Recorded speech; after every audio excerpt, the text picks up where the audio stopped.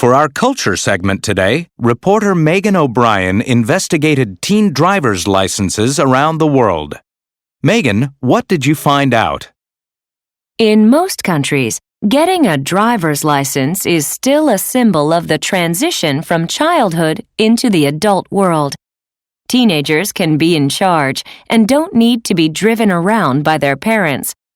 I concentrated on the differences in requirements for this important milestone.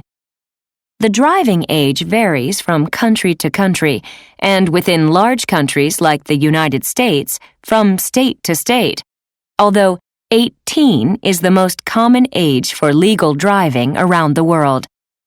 I was surprised to find that the country with the youngest age is Ethiopia, where 14-year-olds can get a full license. New Zealand has the next youngest, which is 15. In two countries, the United States and Canada, the legal age varies by state. In Alberta, Canada, a 14-year-old can get a learner's permit and drive with an adult. Only an 18-year-old can have a full license there, though. In the U.S., the state of South Dakota allows teenagers to have an unrestricted license at the age of 14 years, 3 months. In most other states, the age is 16, with some restrictions. In California, for example, new drivers cannot drive friends around for the first 6 months. And if you are under 18 in New York City, you cannot drive with a junior license at all. My advice is to check with the local authorities, since driving regulations change frequently. In my interviews, I was surprised to find out that in Japan, a driver's license costs over $4,000. Hungary seems to have the most barriers to teenage driving. Future drivers have to pass a general physical exam and a first aid test. Then, the practical driving test covers everything from mechanics to road signs.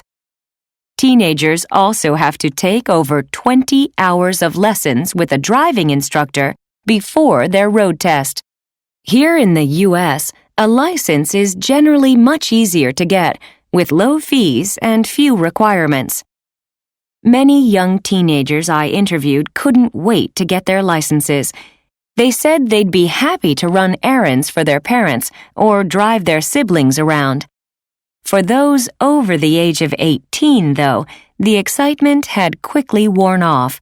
And insurance companies and sociologists are noticing a surprising trend.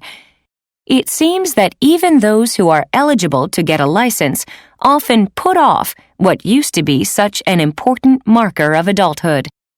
Although California is a car-driven society, I have found a number of reasons for this delay. First, cars and insurance are very expensive.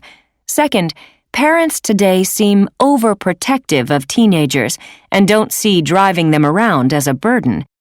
Strangely, the teenagers don't seem to mind either.